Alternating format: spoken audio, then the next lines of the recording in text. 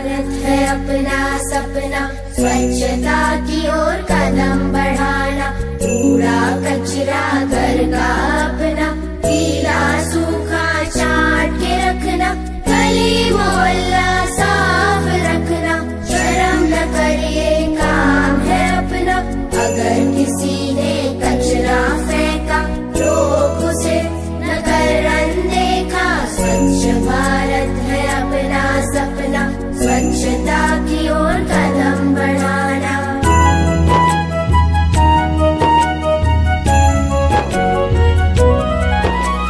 Plastic का उपयोग न करना, कपड़े की बैग को बढ़ावा देना, शौचालय का प्रयोग करना, पर्यावरण प्रदूषित न करना, हमेशा स्वच्छता রাখতে পারি, মানে পরিষ্কার পরিচ্ছন্ন রাখতে পারি, সেই বিষয়ে একটা শিবির তারা এখানে অনুষ্ঠিত করলো।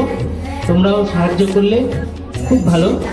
আমরা তাদেরকে অনেক অনেক সাধুবাদ ধন্যবাদ জানাই এবং কলেজেরও এই প্রচেষ্টাকে আমরা ধন্যবাদ জানাই এবং পরবর্তীতে আমরা শুভেচ্ছা তাদের প্রতি থাকবে। ধন্যবাদ।